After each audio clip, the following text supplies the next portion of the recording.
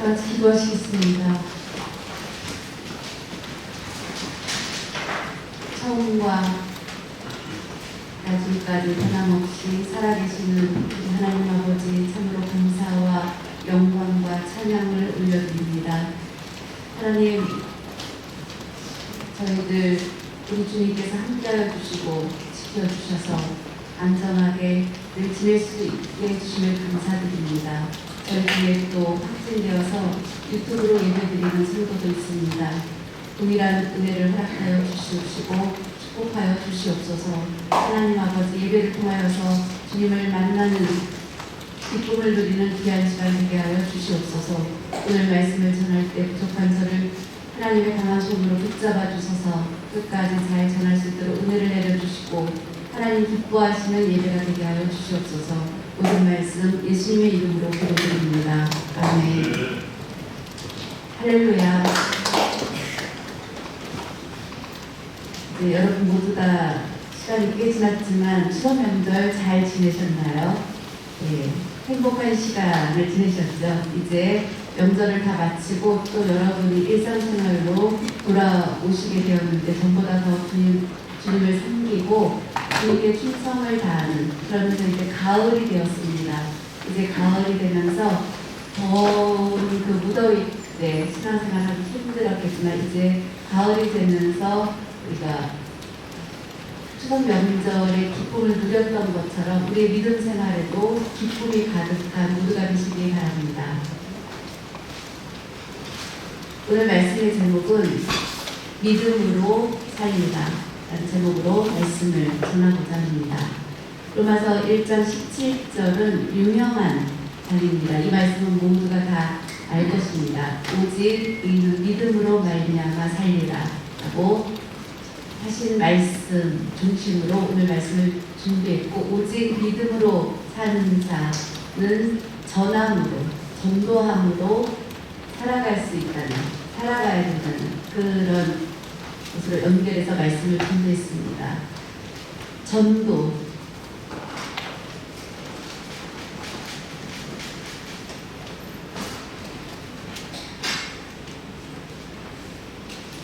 전도라는 이 단어는 굉장히 중요한 단어입니다.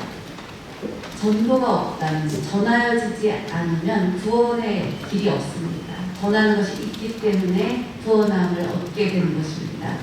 그래서 전도는 아주 중요한 것입니다. 물론 지금 요즘 우리 사회의 분위기를 보면 전도하는 것이 쉽지 않은 것이 사실입니다. 요즘 전도하기가 어떤가요? 네, 어렵습니다. 더군다나 우리 한국 사회에서 이제 기독교에 대한 부정적인 그런 평가를, 심지어는 개독교라고도 말하는 이런 심한 표현까지도 사용되고 있습니다. 우리 기독교에 대해서 이렇게 부정적인 이야기를 하는, 그리고 믿음 생활을 하다가 떠났던 사람들까지도 부정적인 생각이 많은 그런 상황에서 복음을 전하는 것이 쉽지 않은 상황이지만 그래도 우리는 전도해야 됩니다. 어떤 비난과 상관없이 우리는 자신 있게 복음을 전해야 합니다. 누가 부정적으로 말하면 아 맞아 하면서 기독교가 잘못했어 라고 동의하는 것, 그것은 사탄의 역사입니다. 그것에 대해서 아니라고 말할 수 있어야 합니다. 그리고 그런 가운데서도 계속 복음을 전해야 합니다. 계속 그렇게 기독교에 대해서 부정적으로 얘기를 하는 소리를 들으면서 우리 많은 믿음의 사람들이 위축되어 가면서 복음을 전하기 어려운 그런 상황을 맞이하고 있는 것이 현실입니다. 그런데 그런 상황 속에서 우리가 복음을 전하지 않는다면 바로 구원함의 역사는 없게 되는 것입니다. 1980년 이전까지 우리나라의 기독교인의 숫자가 1200만이었습니다.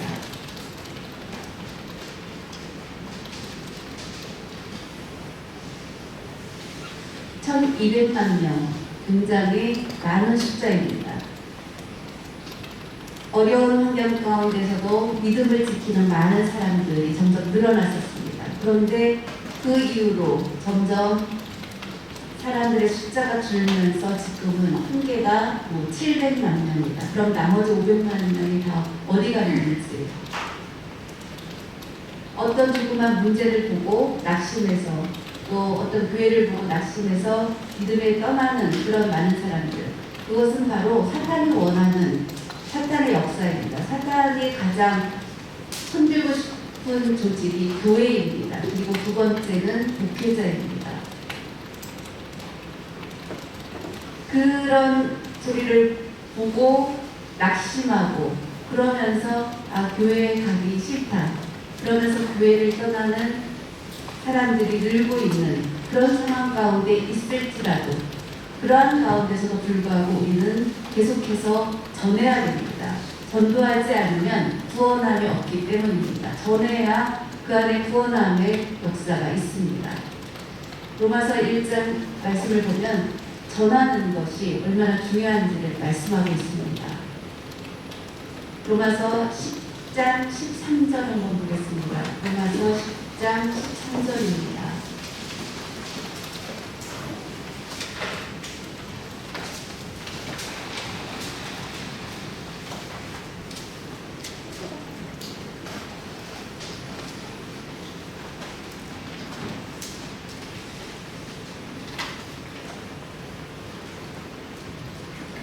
누구든지 주의 이름을 부르는 자는 구원을 받으리라. 아멘. 그리고 그 다음에 15절을 보겠습니다. 그 전에 14절 먼저 보겠습니다. 그런즉 그들이 믿지 아니하는 이를 어찌 부르리요? 듣지도 못한 이를 어찌 믿으리요? 전파하는 자가 없이 어찌 들으리요? 전하는 자가 없으면 어떻게 들을 수 있냐는 것입니다. 듣지 못한다는 것입니다. 전하는 자가 있기 때문에 그 사람이 그 전하는 복음을 들을 수 있게 된다는 말씀입니다. 들음으로 예수님을 믿고 구원함을 얻는 기쁨을 누리게 되는 것입니다. 그 다음에 15절을 보면 보내심을 받지 아니하였으면 어찌 전파하리요? 기록된 바 아름답도다 좋은 소식을 전하는 자들의 발이여 함과 같으니라. 말씀을 보면 보내심을 받지 아니하였으면 어찌 전파하려? 보내심이 있기 때문에 전하게 되는 것입니다. 성경 말씀을 보면 예수님의 12제자를 예수님께서 데리고 다니시면서 복음을 전하시고 가르치시고 사역하신 모든 일들을 제자들에게 보여주셨습니다. 복음을 가르치는 모습을 제자들에게 보여주셨고 병을 고쳐주는 기적을 보여주셨고 많은 사람들이 예수님께로부터 제자들이 배우고 예수님이 하나님 나라를 승천하고 나서 제자들은 그대로 성령의 충만함을 받고 열정적으로 복음을 전하고 교회들이 세워지게 되었습니다. 특별히 예루살렘의 초대교회를 세우게 되었습니다. 전함으로 바로 예수님을 믿는 자의 숫자가 3,000명이 되는 기적이 일어나게 되었고 그러면서 큰 부흥의 역사가 일어나게 되었습니다. 전했기 때문에 예수님을 믿고 구원함을 얻는 자가 생기게 되었습니다. 베드로가 복음을 전함으로 3,000명이 예수님을 믿게 되었습니다. 그리고 5,000명이 믿게 되고 교회들이 부흥하게 되었습니다. 전하는 것이 얼마나 중요한 일인지 알 수 있습니다. 여러분, 우리 모두는 달을 가지고 있습니다. 달은 이제 두 가지가 있습니다. 첫 번째는 더럽고 추하고 한 곳으로 나아가는 발걸음이 있고 또 좋은 길로 나아가는 아름다운 발걸음이 있습니다. 예를 들면 죄를 범하는 길로 나아가는 발걸음은 더러운 발걸음이 되는 것입니다. 그것이 아닌 영혼을 구원하는 복음을 전하는 길로 나아가는 발걸음은 아름다운 발걸음입니다. 그 발걸음이 어느 길로 나아가느냐 두 가지가 있는 것처럼 입도 마찬가지입니다. 우리가 하나님을 찬양하고 하나님께 영광을 올려드리는 입은 아름다운 입이 됩니다. 반대로 다른 사람을 비난하고 욕하고 하는 입은 더러운 입이 되는 것입니다. 맞죠? 우리가 전하는 삶을 사는 것, 우리의 발걸음이 어디로 나아가야 되냐, 영혼을 구원하는 길로 우리의 발걸음이 나아갈 때 그 발걸음은 아름다운 발걸음이 될 수 있습니다. 우리가 어떤 일이 있을지라도 하나님 주시는 말씀처럼 우리에게 맡겨주신 사명, 복음을 전하라. 우리에게 그것을 말씀해 주고 있습니다. 마태복음 28장 1절, 18절에서 20절. 마태복음 28장 18절에서 20절.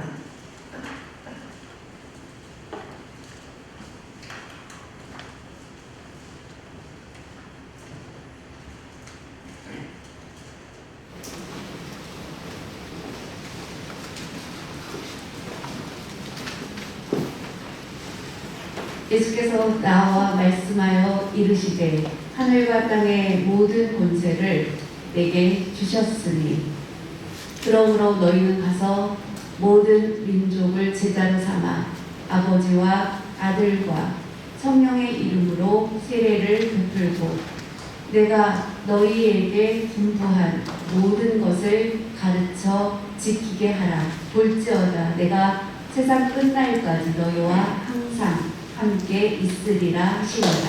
아멘. 19절을 보면 그러므로 너희는 가서 무엇을 하라고 말씀하십니까? 모든 민족을 제자로 삼아, 예수님의 제자로 삼아 아버지와 아들과 성령의 이름으로 세례를 베풀고 성부, 성자, 성령으로 세례를 베풀고, 그것은 바로 무슨 뜻입니까? 예수님을 믿는다는 증표인 것입니다. 그리고 나아가서 20절을 보면 내가 너희에게 분부한 모든 것을 어떻게 하라고요? 가르쳐 지키게 하라. 가르치고 그리고 지키게 하라. 그리고 볼지어다 내가 세상 끝날까지 너희와 항상 함께 있으리라. 예수님은 하나님 나라로 승천하셨습니다. 지금 우리 옆에 하나님 나라로 승천하시고 육체로 함께 하시진 않지만 우리와 세상 끝날까지 예수님을 믿고 영접한 사람들 항상 함께 하신다는 것을 분명히 믿고 나아가시기 바랍니다. 나와 함께 하시기 때문에 우리는 담대하게 복음을 전할 수 있어야 합니다. 사랑하는 여러분, 예수님을 믿고 구원함을 얻은 것에 대해서 나는 너무 감사합니다. 정말 감사합니다 하시는 분 손 들어보시기 바랍니다. 손 아직 안 드시는 분이 계시죠? 예수님을 믿고 구원함을 얻게 된 것 정말 감사합니다, 하나님. 네. 아직 손을 못 드신 분은 속히 예수님을 영접하시기 바랍니다. 속히 예수님을 빨리 영접하시기 바랍니다.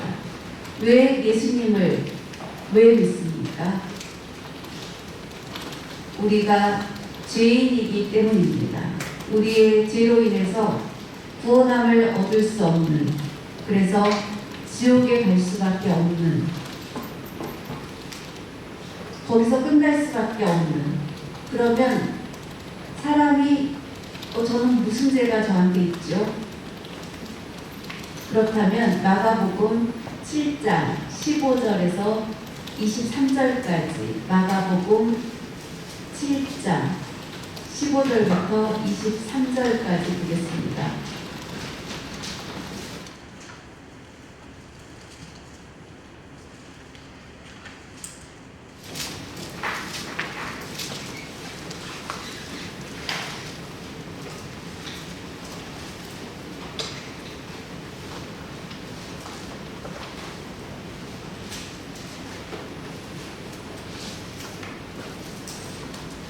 마가복음 7장 15절입니다. 무엇이든지 밖에서 사람에게로 들어가는 것은 능히 사람을 더럽게 하지 못하되 사람 안에서 나오는 것이 사람을 더럽게 하는 것이니라 하시고 무리를 떠나 집으로 들어가시니 제자들이 그 비유를 묻자오되 예수께서 이르시되 너희도 이렇게 깨달음이 없느냐 무엇이든지 밖에서 들어가는 것이 능히 사람을 더럽게 하지 못함을 알지 못하느냐 이는 마음으로 들어가지 아니하고 배로 들어가 뒤로 나감이라 그러므로 모든 음식물은 깨끗하다 하시니라. 또 이르시되 사람에게서 나오는 것이 사람에게서 나오는 그것이 사람을 더럽게 하느니라. 속에서 곧 사람의 마음에서 나오는 것은 악한 생각, 두 번째는 곧 음란과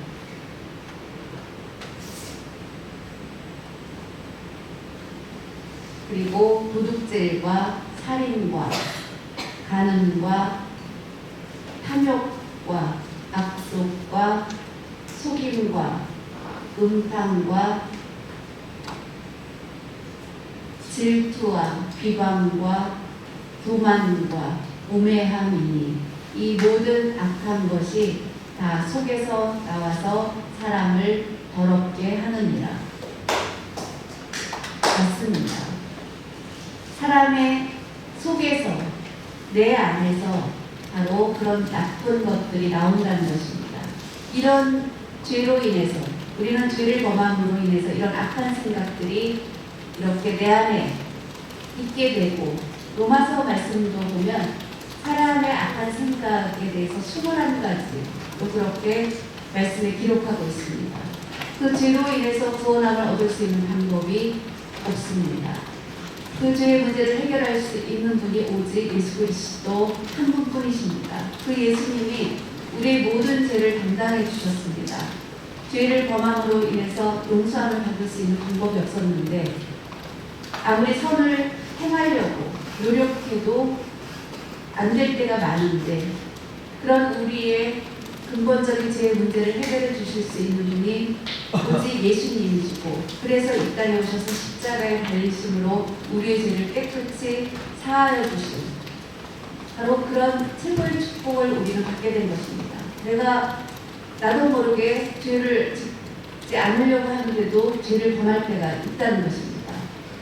그런데 예수 그리스도의 십자가의 보혈을 의지할 때 그 모든 죄를 깨끗이 씻어주시는 것 그것이 바로 원죄의 문제를 해결해 주신 것입니다. 그런데 지금 우리가 이 땅에서 살고 있습니다. 살고 있으면서 계속해서 우리는 사람이기 때문에 온전할 수가 없습니다. 완벽하지 못합니다. 또 살면서 죄를 범하게 됩니다. 또 회개하고 또 죄를 범하게 되고 그것을 반복하면서 우리는 살 수밖에 없습니다. 그런데 그것을 해결해 주실 수 있는 유일한 분이 바로 예수 그리스도이십니다.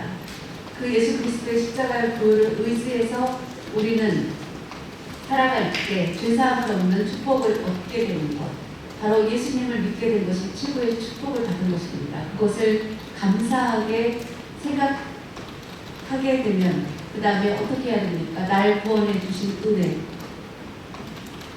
그 은혜를 내가 어떻게 갚을까? 바로 나아가서 전도해야 되는 것입니다. 전도해서 다른 영혼들을 구원하는 것, 그것이 하나님의 은혜를 갚는 방법입니다. 세상의 종말이 점점 가까워지고 있다라고 얘기하고 있습니다. 우리는 속히 나아가서 전해야 됩니다. 빨리 나아가서 전해야 됩니다. 전해야 되는 이유는 바로 주님의 명령이기 때문입니다. 사도행전 1장 8절 말씀을 한번 보겠습니다. 사도행전 1장 8절 말씀입니다.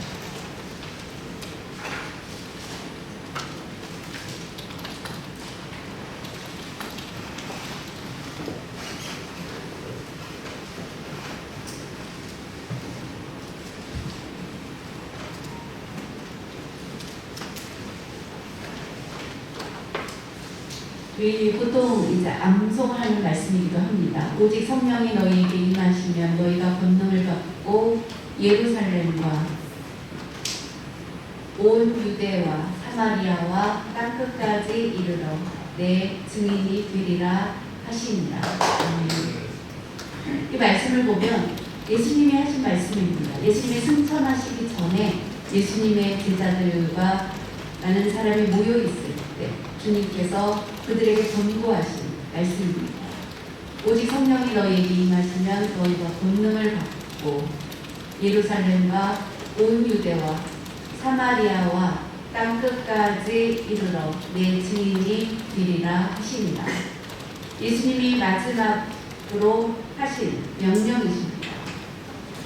이 명령의 말씀을 주셨습니다. 제자들은 그 명령에 따라서 복음을 전하게 되었고, 그러면서 이방의 교회가 세워지게 되었고, 이방의 최초로 세워진 안디옥 교회가 세워지게 되었고, 그러면서 계속해서 복음이 증거되고 터키까지 복음이 증거되고 로마까지 교회들이 세워지는 그런 역사가 있게 되었습니다. 그때 상황, 복음을 전할 때 그때 상황은 지금하고 비교할 수가 없을 정도로 아주 어려웠던 상황입니다. 여러분, 우리의 상황이 복음을 전하기 지금 어렵다 해도 우리에게 핍박이 있습니까? 그렇지 않습니다. 우리는 편안하게 자유롭게 신앙생활을 하고 있습니다. 바울이 복음을 전했을 때는 그렇지 않았습니다. 예수님의 이름만 전해도 붙잡혀 가야 됐고, 바울도 예수님을 믿는 그 사람들을 붙잡기 위해서 40명을 이끌고 나아가서 그들을 붙잡으려고 나아갔던 그런 어려웠던 상황이었습니다. 지금 우리는 그런 상황하고 비교되지 않게 우리는 그런 어려움이 없습니다. 그런 어려운 상황인데도 불구하고 예수님의 이름을 전하지 않고서는 견딜 수 없는 뜨거운 마음을 가지고 열심히 복음을 전했습니다. 핍박을 받았습니다. 예수님의 이름을 복음을 전함으로 인해서 옥에 갇히기도 했습니다. 옥에 갇혔기 때문에 그들이 낙심했습니까? 그렇지 않았습니다. 더 열심히 찬송 부르고 기도하고, 그리고 옥문이 열리는 기적을 바울은 체험했습니다. 거기서 끝난 것이 아니라 간수장에 이제 옥문이 열려서 죄수들이 다 도망가게 되는, 땅이 흔들리면서 이제 옥문이 열리게 되고 옥새가 풀어지게 되면서 죄수들이 도망치게 되는 그런 사건이 일어났을 때, 나는 이제 책임을 다하지 못했기 때문에 죽겠구나. 그래서 극단적인 선택을 하려고 했을 때 바울이 우리가 여기 있다라고 그렇게 말합니다. 가서 횃불로 비춰보니까 바울과 실라가 함께 감옥 안에 있는 것을 보고, 간수장은 고마워했을 것입니다. 그랬을 때 그에게 주 예수를 믿으라, 그리하면 너와 내 가족이 구원함을 얻으리라 라고 복음을 전하게 되었고, 그 간수장은 복음을 받아들이게 되었습니다. 그리고 그 가족은 구원함을 얻게 되었다라고 말씀을 기록하고 있습니다. 예수님의 이름을 전하지 않고서는 견딜 수 없었던 바울의 뜨거운 열정, 그래서 감옥에 갇혀서도 복음을 전했고, 로마에 가서도 옥에 갇혀서 편지로 복음을 전하는 그런 사역을 쉬지 않고 있습니다. 옥에 갇혔다고 낙심하지 않았습니다. 복음을 전하기 위해서 열심히 서신을 보냈고, 예배소 교회, 빌립보 교회 모두 다 열심히 서신을 보냈습니다. 계속해서 복음을 전했습니다. 어려운 상황에서 복음을 전하는 것을 포기하지 않았던 바울입니다. 우리의 상황이 지금 코로나를 겪으면서 더 어려워졌습니다. 그러면서 복음 이제 전하기 어렵겠구나 라고 생각하지 마시기 바랍니다. 우리는 지금 코로나라는 상황 가운데서도 말씀해 보면 예수님을 믿음으로 비난을 받거나 그런 거 당연하게 생각하라고 했습니다. 코로나 상황에서 모이는 것을 비난받았던 적이 있습니다. 어쩌면 당연한 것이라는 말씀입니다. 교회 가지 말라. 코로나 더 퍼지니까 가지 말라. 맞다. 전에는 교회를 문 닫게 하고 폐쇄했지만 지금도 코로나 상황은 그대로 있지만 지금은 교회에 모여서 예배드릴 수 있게 왜 바뀌었습니까? 그때 상황이 왜 그랬는지 정부가 결정한 정책이 항상 맞지는 않다는 것을 알 수 있습니다. 그런 주변 상황을 핑계로 우리가 복음을 전하는 것을 멈추면 안 됩니다. 2년 전엔 특히 더 심했습니다. 어떤 분하고 얘기를 해보니까 우리 아버지가 목사입니다라고 밖에 나가서 이제 목사님 가정의 자녀들 자신 있게 얘기했는데 이제 코로나 때 교회들이 그때 많은 비난을 받았을 때 어디 가서 내가 신앙생활한다 또 아버지가 목회자다 이것을 말하기 되게 어려웠다라고 말하는 그런 소리들을 저도 많이 들었었습니다. 우리 주변 환경이 이렇게 복음을 전하는데 어려워졌습니다. 그렇지만 바울이 복음을 전했을 때 핍박받았을 때 상황하고 비교하면 아무것도 아닌 것입니다. 우리는 복음을 전하는데 두려워하고 내가 믿음에 조금 연약하게 됐던 것 회개해야 됩니다. 철저하게 회개하고 하나님을 내가 믿는데 왜 내가 움직이지 못하는지 그런 비난도 우리는 감내할 수 있어야 합니다. 뭐 인터넷이나 이런 데 보면 특별히 그런 비난들 많이 올라오는데 그거 여러분 귀 기울이지 마시기 바랍니다. 내 믿음을 내가 끝까지 지키고 먼저 내가 내 믿음을 지켜야 합니다. 그런 주변의 소리에 내 믿음이 흔들리면 안 됩니다. 바울은 어려운 상황에서도 조금도 그 믿음이 흔들리지 않았습니다. 끝까지 복음을 힘써 전한 것은 구원함의 은혜에 감사하며 그 구원함의 은혜에 감동하고 나는 죄로 인해서 지옥에 갈 수밖에 없는 그런 죄인인 것을 그가 알았던 것입니다. 로마서 6장에 보면 죄의 값은 사망이라고 했습니다. 그 사망은 단순한 사망이 아니라 바로 지옥에 간다는 것입니다. 예수님을 믿고 구원함은 어둠으로 의인이 되었다. 이제 의인이 되어서 죄의 문제가 해결되고 이제 어디로 가게 됩니까? 천국에 가게 되는 큰 기쁨을 누리는 자가 된 것입니다. 예수님을 믿는 자에게 영생을 주신다고 약속해 주셨습니다. 예수님을 믿는 자, 구원함을 얻은 자는 심판에서 영생으로 옮겨졌다고 말씀해 주신 것을 꼭 믿으시기 바랍니다. 예수 그리스도를 믿는 것에 대해서 우리는 감사하게 생각하고 우리의 환경이 복음을 전하는데 어려운 환경일지라도 담대하게 전도하시기 바랍니다. 그럼 내가 전해서 그 사람의 구원까지 나의 역할입니까? 아닙니다. 내가 전하기만 하고 그 다음에 구원함의 역사는 하나님의 손에 있는 것입니다.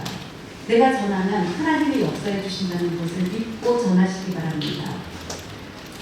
사도 바울은 항상 복음을 전할 때마다 그가 말한 것은 나는 복음의 빚진 자입니다 라고 그렇게 고백했습니다. 로마서 1장 13절 말씀을 보겠습니다. 로마서 1장 13절입니다.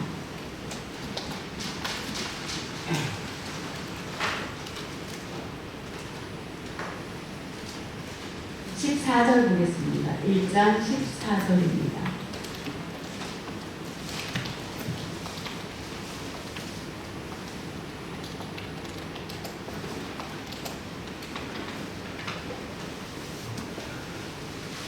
헬라인이나 야만인이나 지혜 있는 자나 어리석은 자에게 다 내가 빚진 자라.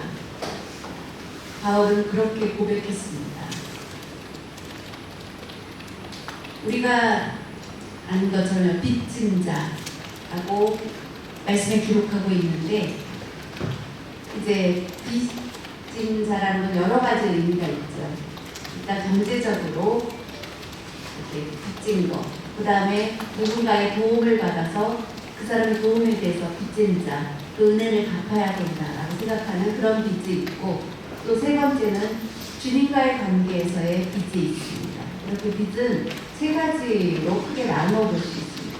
주님이 날 구원해 주신 은혜에 감사하며 나는 주님 앞에 빚진 자. 이렇게 빚진 자의 의미는 세 가지가 있지만 빚진 자가 해야 될 것은 무엇입니까? 갚아야 된다는 것입니다. 경제적인 빚도 꼭 갚아야 되고, 만약에 그것을 갚지 않는다면 도둑이 되는 것이죠. 꼭 갚아야 됩니다. 그리고 사람 사이에서 날 도와준 거에 대한 빚, 그 은혜를 내가 잘 됐을 때 또 갚아주는, 그때 빚도 갚아야 되는 의미가 꼭 있습니다.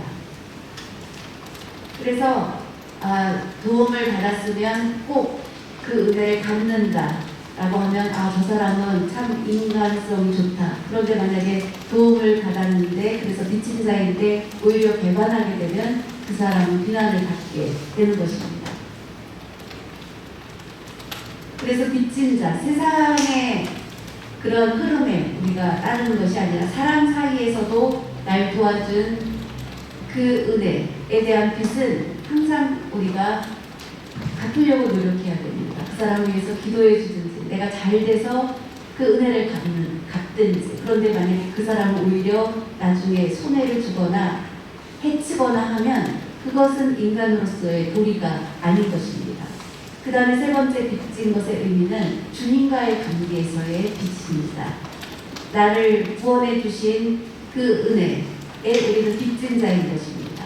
나는 하나님의 은혜로 죄사함을 얻었습니다. 죄의 문제를 해결해 주셨습니다. 너무나 감사한데, 그러면 그 은혜를 입은 우리로서 그 빚을 어떻게 갚습니까? 전해야 된다는 것입니다. 여기서 헬라인은 지식을 위주로 중요하게 생각했던 사람들을 의미합니다. 그 다음에 야만인은 무엇입니까? 헬라어에 대한 지식이 없는 사람을 여기서 야만인이라고 표현했습니다. 예수 그리스도를 믿고 구원함을 얻은 자는 헬라 지식을 갖고 있든지 그 지식을 갖고 있지 못하든지 상관없이 복음을 전해야 된다는 것입니다. 부자에게도 복음을 전해야 되고 가난한 자에게도 복음을 전해야 된다는 것입니다. 이것이 빚진 자로서 우리가 꼭 갚는, 행해야 되는 일, 믿지 않는 자들에게 복음을 전해야 된다는 것입니다. 그랬을 때 주님이 주신 은혜를 우리가 갚아나가는 것입니다. 여러분, 우리는 어떻게 예수님을 믿게 되었습니까? 누군가에 전하는 것이 있었기 때문에 믿게 되었습니다. 나에게 전하는 사람이 없었다면 나는 주님을 믿게 되지 못했을 것입니다. 누군가 아무튼 통해서 전달돼서 내가 알게 돼서 주님을 믿게 된 것입니다. 내가 그냥 어느 날 갑자기 오게 되는 경우는 없습니다. 누군가 통하고 해서 내가 복음을 듣게 되고 교회를 알게 되고, 그래서 주의 전에 나오게 되었고 믿게 되었습니다. 믿게 됨으로 인해서 한 영혼이 구원함을 얻게 되는 가장 귀한 값진 일이 우리 가운데 있게 된 것입니다. 우리는 이제 믿지 않는 그 영혼을 불쌍히 여기고 나아가서 복음을 전해야 합니다. 어떤 교수는 기독교에 대해서 비난을 하는, 그랬을 때 어떤 분이 댓글을 달았는데, 복음이 증거된 것을 교수님은 고맙게 생각하십시오. 만약에 이 땅에 복음이 증거되지 않았다면 여자들에게 교육이 시작되기 어려웠고 남전여비 사상으로 이 땅에서 여성의 지위는 어려웠을 텐데 복음이 증거됐기 때문에 교육을 받게 되었고 교수의 자리까지 오르게 된 것 아니겠냐. 복음의 증거됨으로 인해서 그 고마움을 알아야 된다라고.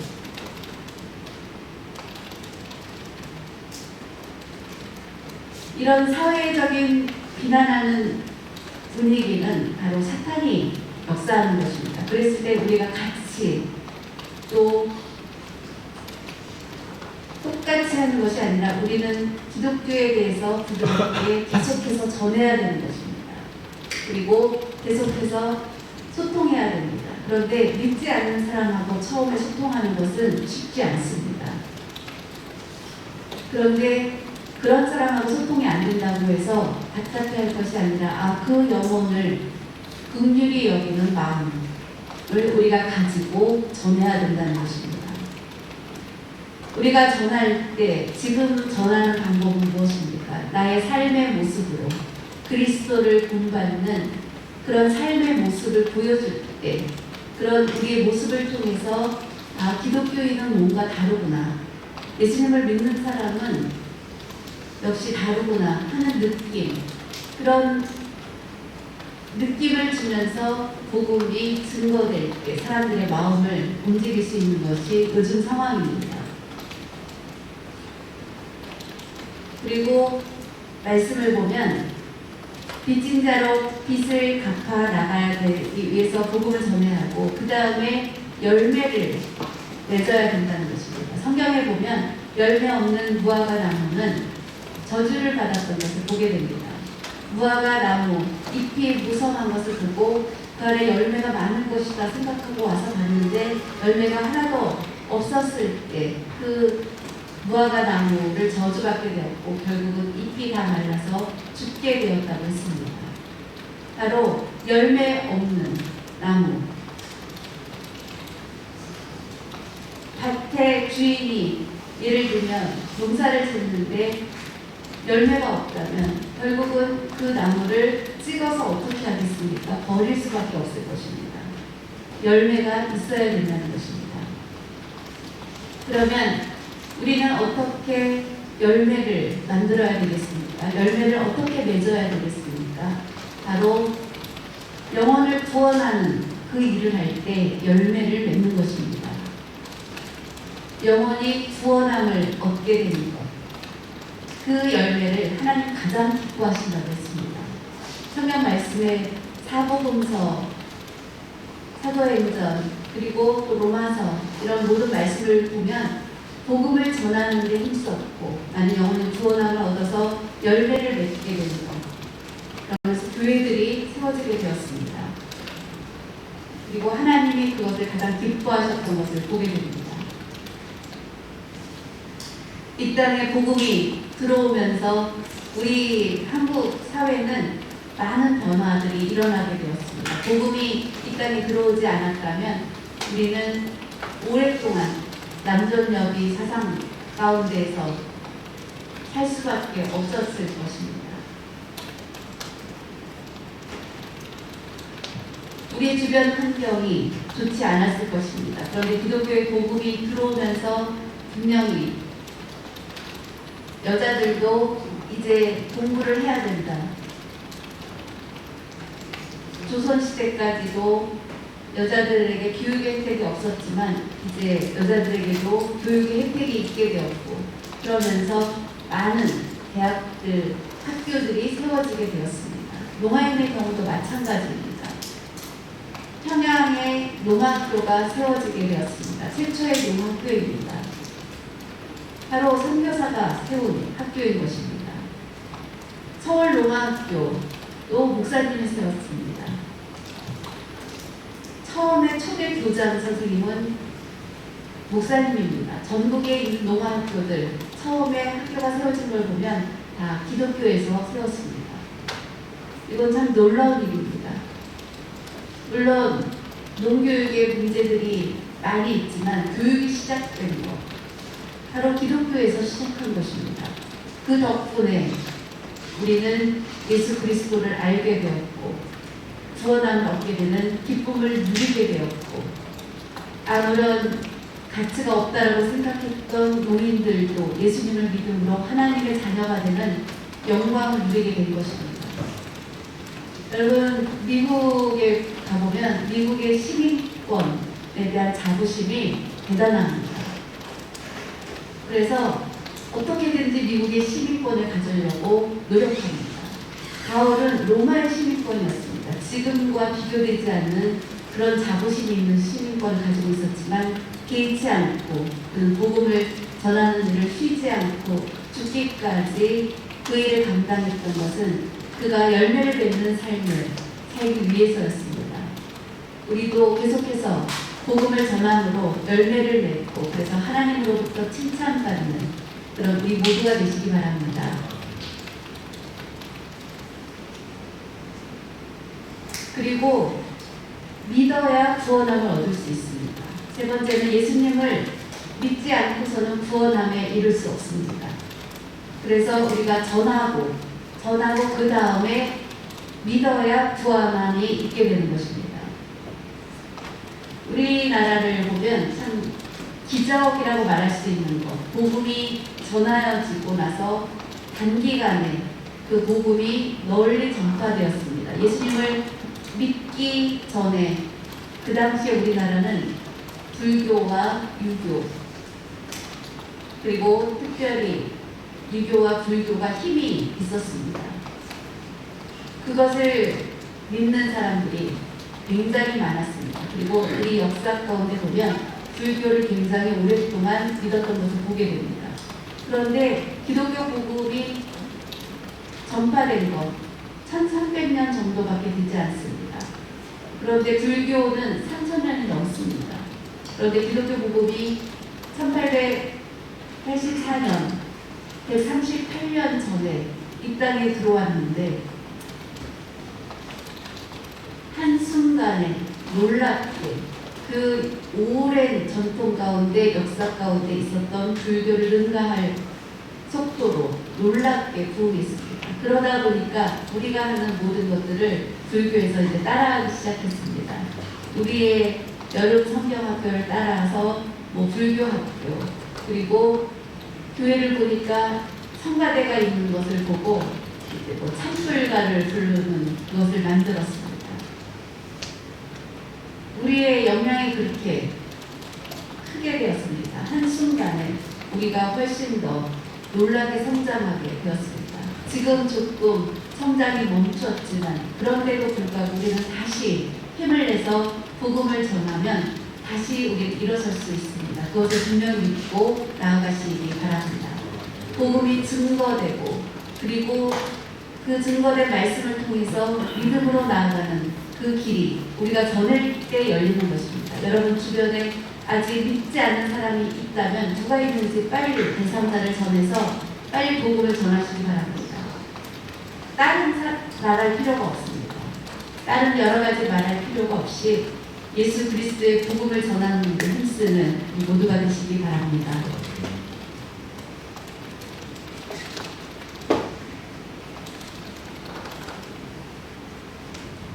복음을 전할 때 반드시 예수님을 자랑해야 됩니다. 여러분, 뭐 내가 집을 가지고 있다, 아니면 내가 뭘 많이 안다, 내 외모, 이런 거 자랑하지 마시기 바랍니다. 우리의 자랑은 예수 그리스도를 우리의 자랑으로 삼고 늘 그 주님을 전하시기 바랍니다. 예수님을 내가 부끄러워하면 마태복음에 보면 예수님이 오셨을 때 너희가 나를 부끄럽게 여겼다면 예수님도 그런 사람을 부끄럽게 생각한다고 하셨습니다. 예수님을 부끄럽게 여기지 말고 자랑하는 나의 구주이십니다. 그 예수님을 자랑하는 모두가 되시기 바랍니다. 지금 코로나 때문에 어렵다고 생각하지 마시기 바랍니다. 그런 환경 가운데 있을지라도 그럼에도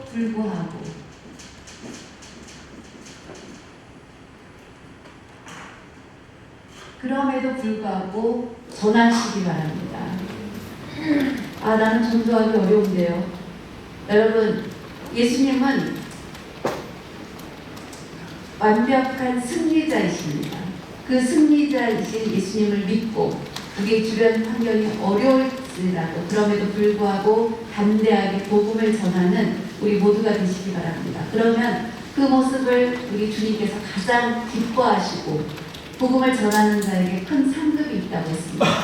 여러분, 전도를 통해서 우리가 전함으로 한국 교회가 다시 살아날 수 있습니다. 한국 교회가 살아나야 경제도 다시 살아날 수 있습니다.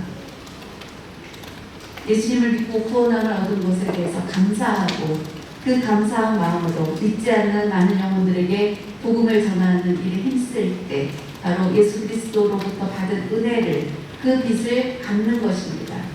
그리고 이 다음에 천국에 가면 하나님께서 우리들에게 큰 상을 주신다고 했습니다. 그 상을 모두 받는 우리 모두가 되시기 바랍니다. 기도하겠습니다. 사랑의 하나님 아버지 감사드립니다. 오늘 주시는 주님의 말씀, 우리의 심령이 다시 뜨거워지게 하시고 말씀을 통하여서 예수 그리스도를 믿게 되며 늘 감사하며 그 감사하는 것을 참지 못한 뜨거운 열정으로 복음을 전하는 삶을 살 수 있도록 축복하여 주시옵소서. 우리가 복음을 전할 때 그곳에 하나님의 크신 능력이 나타나게 하시고 많은 영혼이 구원함을 얻게 하여 주시옵소서. 모든 말씀 예수 그리스도의 이름으로 기도드립니다. 아멘.